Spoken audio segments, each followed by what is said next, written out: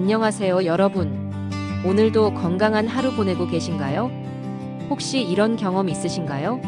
새해 결심으로 올해는 꼭 운동을 시작하겠다고 다짐했는데 막상 어떤 운동부터 해야 할지 모르겠어서 계속 미루고 계신 분들. 저만 그런 게 아니었구나 싶어서 다행이에요.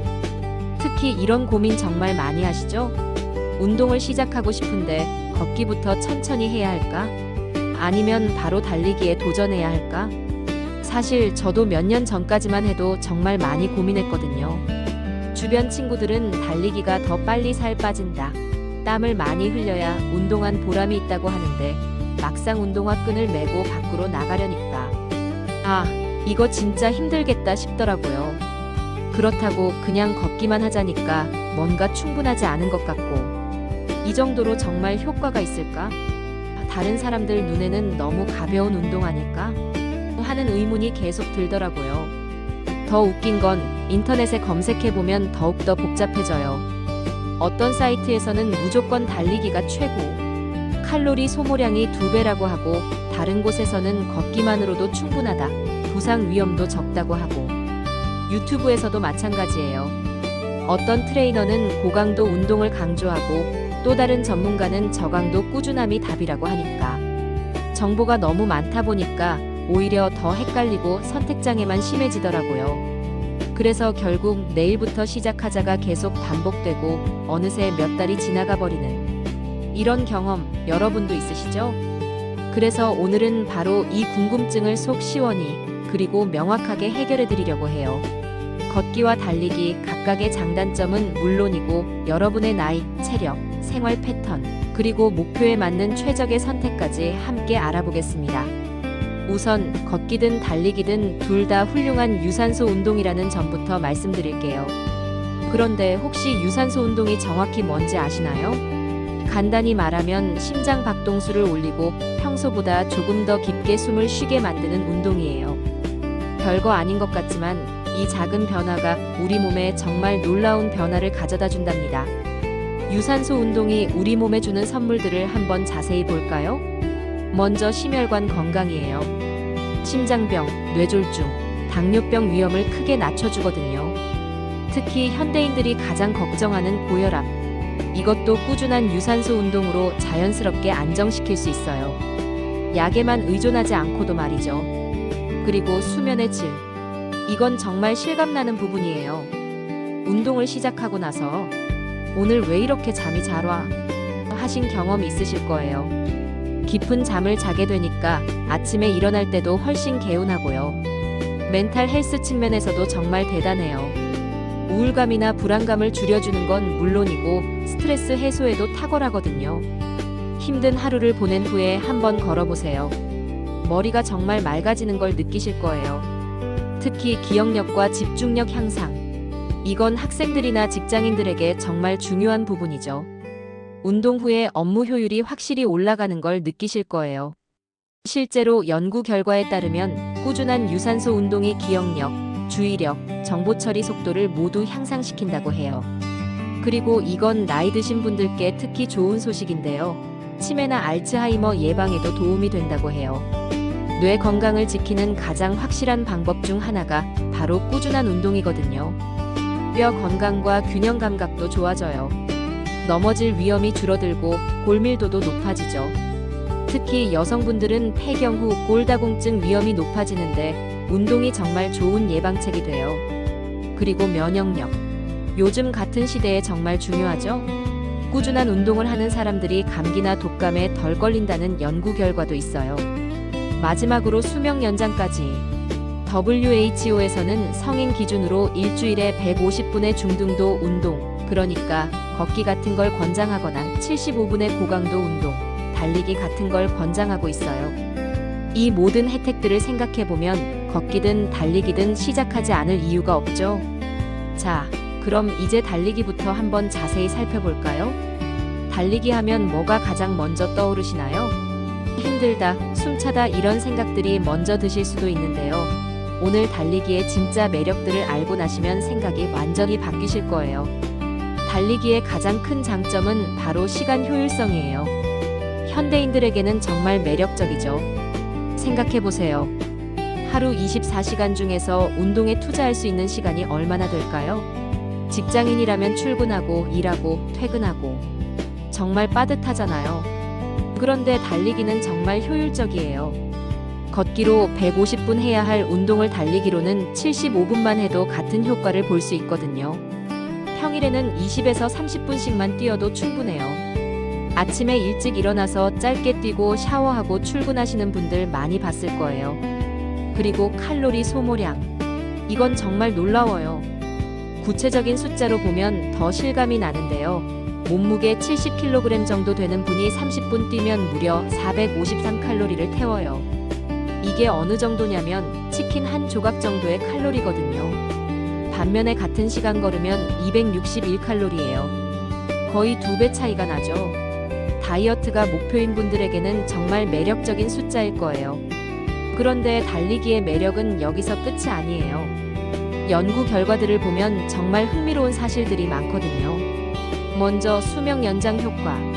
미국에서 진행된 대규모 연구에서 정말 놀라운 결과가 나왔어요. 꾸준히 달리는 사람들이 그렇지 않은 사람들보다 평균 3년 더 오래 산다는 거예요. 3년이면 정말 긴 시간이잖아요. 뼈 건강 측면에서도 달리기가 우위에 있어요. 걷기도 물론 뼈를 튼튼하게 해주지만 달리기는 더 강한 충격을 주기 때문에 골밀도 향상에 더 효과적이라고 해요. 특히 무릎, 엉덩이 관절 주변 뼈들이 더 튼튼해진다고 해요. 그리고 이건 좀 의외일 수도 있는데요. 달리기는 정신 건강에도 정말 좋아요. 러너스 하이라는 말 들어보셨죠? 달리다 보면 어느 순간 기분이 좋아지고 스트레스가 확 날아가는 느낌을 받을 수 있어요. 이건 실제로 뇌에서 엔돌핀이 분비되면서 생기는 현상이거든요. 목표 달성의 성취감도 달리기만의 특별한 매력이에요. 처음에는 10분도 못 뛰던 사람이 점점 늘려서 5km, 10km, 심지어 마라톤까지 완주하게 되면 그 성취감은 정말 말로 표현하기 어려워요. 그래서 많은 사람들이 달리기에 푹 빠지게 되는 것 같아요. 단순히 살을 빼려고 시작했다가 어느새 달리기 자체가 취미가 되고 마라톤 대회에 참가하게 되고 이런 분들 주변에서도 많이 보셨을 거예요. 그럼 달리기가 무조건 좋네요? 하고 생각하실 수도 있는데 잠깐. 걷기만의 특별하고 놀라운 매력들이 있어요. 사실 걷기를 무시하는 분들이 많으세요. 그냥 걷는 게 무슨 운동이야? 별로 힘들지도 않은데 효과가 있을까? 이런 생각들 말이에요. 하지만 오늘 걷기의 진짜 파워를 알고 나시면 완전히 생각이 바뀌실 거예요. 첫 번째로 접근성이 정말 좋아요. 이게 걷기의 가장 큰 장점이거든요. 특별한 장비가 필요한가요? 아니에요. 그냥 편한 신발만 있으면 되죠. 헬스장 등록비도 비싼 러닝화도 특별한 운동복도 필요 없어요. 나이나 체력에 상관없이 누구나 할 수 있다는 것도 정말 큰 매력이에요. 70대, 80대 어르신들도 무리 없이 할 수 있고 무릎이나 허리에 문제가 있으신 분들도 부담 없이 시작할 수 있거든요. 특히 운동을 오랫동안 안 하신 분들에게는 정말 완벽한 시작점이에요. 갑자기 달리기부터 시작하면 다음날 온몸이 아파서 포기하게 되는 경우가 많잖아요. 그런데 걷기는 점진적으로 체력을 기를 수 있어서 부담이 없어요. 그리고 이건 정말 신기한 건데요. 걷기가 식욕 조절에 미치는 영향. 영국에서 진행된 연구에서 15분만 걸어도 초콜릿이나 과자 같은 단 음식에 대한 욕구가 확실히 줄어든다는 결과가 나왔어요. 생각해보세요. 스트레스 받을 때나 심심할 때 자꾸 간식이 당기잖아요. 그럴 때 짧게라도 한번 걸어보세요. 정말 신기하게 그 욕구가 사라져요. 다이어트 하시는 분들에게는 정말 반가운 소식이죠? 관절 건강 측면에서도 걷기는 정말 특별해요.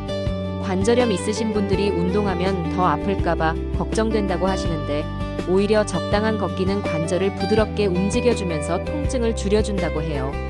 실제로 관절염 환자들을 대상으로 한 연구에서 꾸준히 걸은 그룹이 그렇지 않은 그룹보다 통증이 현저히 줄어들었다는 결과가 나왔거든요. 그리고 이건 정말 놀라운 발견인데요. 유전적 비만 위험도 걷기로 줄일 수 있다는 거예요. 비만 유전자를 가지고 있는 사람들도 꾸준히 걸으면 그 유전자의 영향력이 절반으로 줄어든다는 연구 결과가 있어요.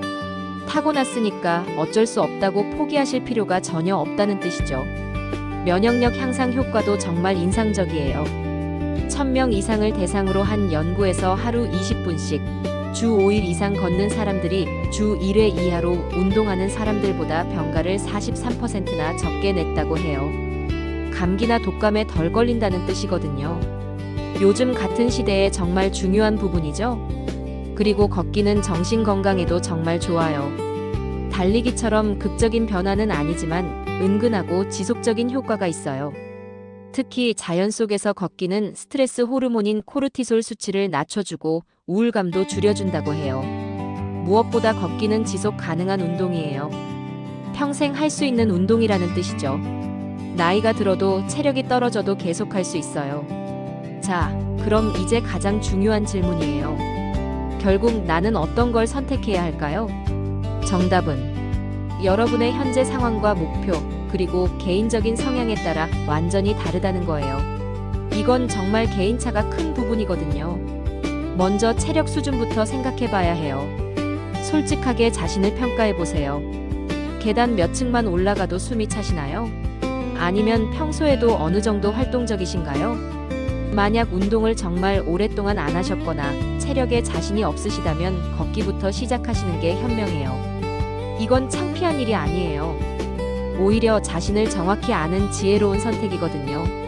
실제로 많은 전문가들이 운동 경력이 전혀 없는 사람이 갑자기 달리기부터 시작하면 90% 이상이 한 달 안에 포기한다고 말해요. 왜일까요? 너무 힘들어서 운동 자체에 대한 거부감이 생기기 때문이에요. 반대로 이미 어느 정도 체력이 있고 계단 오르기나 빠르게 걷기 정도는 무리 없이 하실 수 있다면 달리기에 도전해 보셔도 좋아요.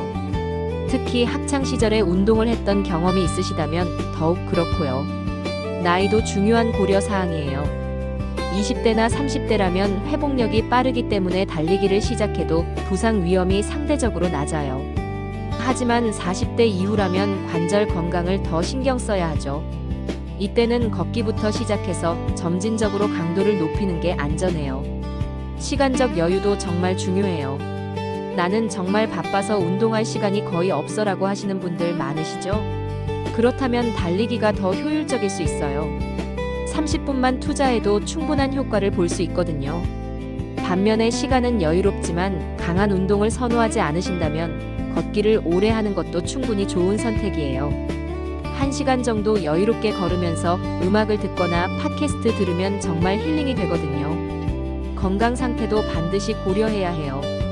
무릎이나 허리에 기존 문제가 있으시다면 무조건 걷기부터 시작하세요. 그리고 심장 질환이나 고혈압 같은 기저질환이 있으시다면 꼭 의사와 상담 후에 결정하시길 바라요. 개인적인 성향도 무시할 수 없어요. 성격이 급하고 빠른 결과를 원하시는 분들은 달리기가 더 맞을 수 있어요. 반면에 차근차근 천천히 하는 걸 좋아하시는 분들은 걷기가 더 성에 맞을 거예요. 그리고 사회적 환경도 생각해 보세요. 함께 운동할 친구나 가족이 있나요? 걷기는 대화하면서 할 수 있어서 사회적 운동으로 좋고 달리기는 개인적인 도전 의식을 만족시켜주죠. 날씨나 환경적 요인도 있어요. 겨울이 길고 추운 지역에 사신다면 실내에서 할 수 있는 트레드밀 걷기나 달리기를 고려해 볼 수 있고 공원이나 산책로가 잘 되어 있는 곳에 사신다면 야외 활동을 더 즐기실 수 있을 거예요. 가장 중요한 건 꾸준히 할 수 있는 운동을 선택하는 거예요.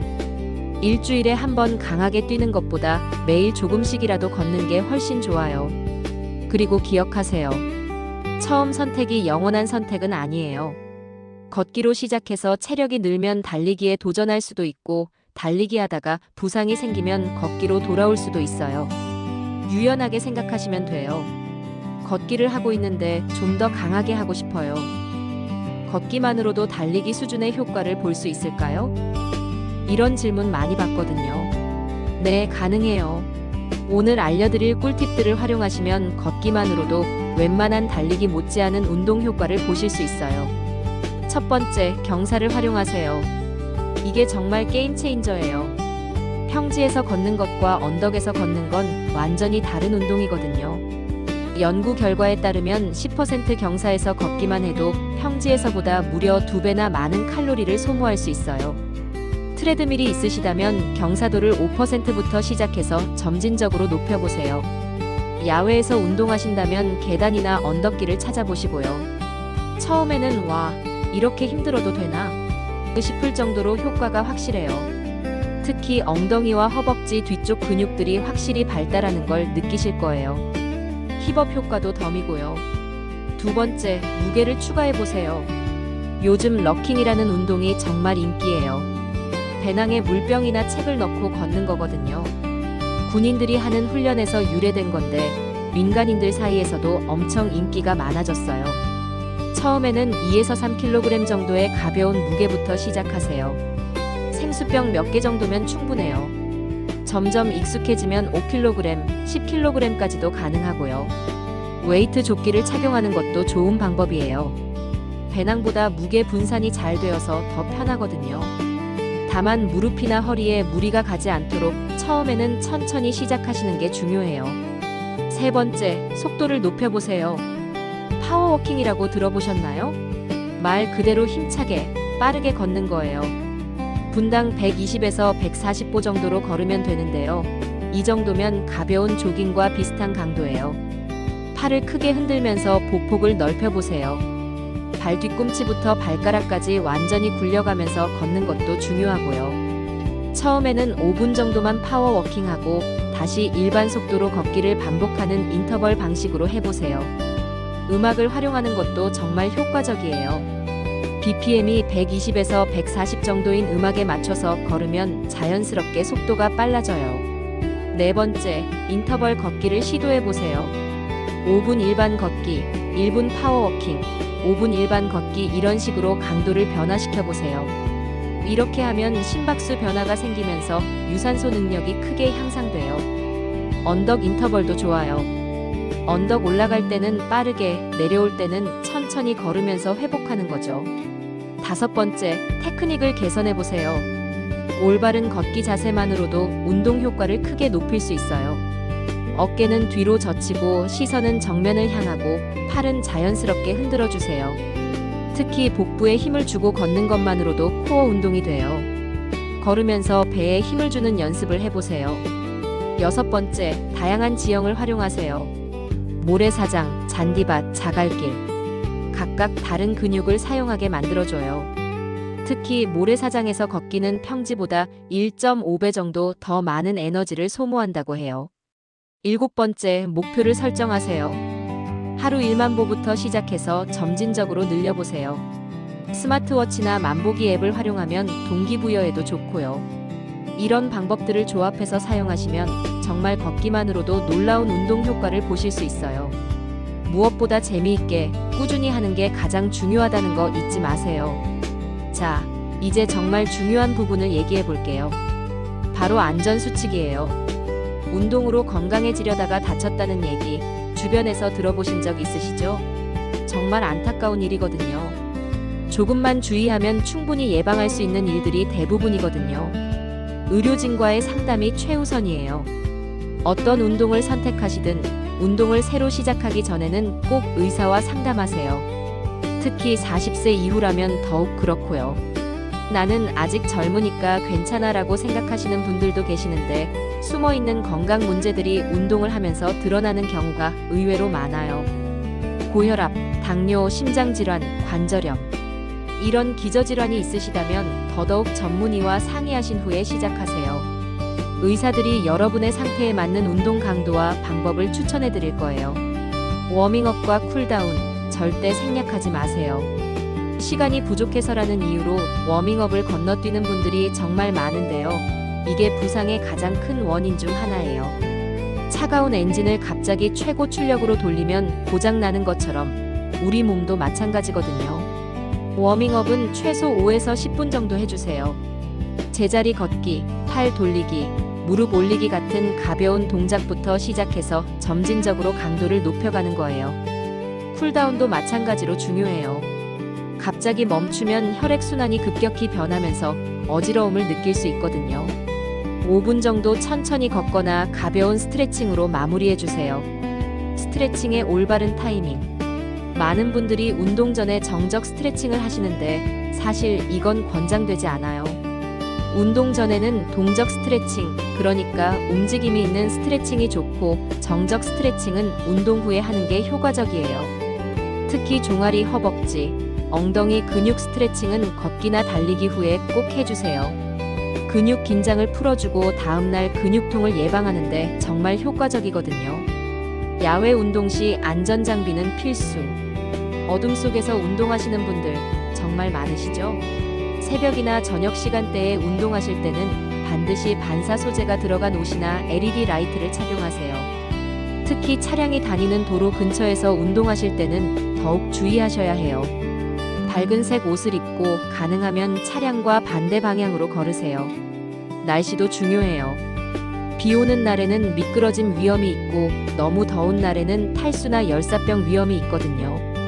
무리하지 마시고 실내 운동으로 대체하시는 것도 좋은 방법이에요. 빨리 효과를 보고 싶어서 처음부터 과도하게 운동하시는 분들이 정말 많아요. 하지만 이게 가장 위험한 방법이거든요.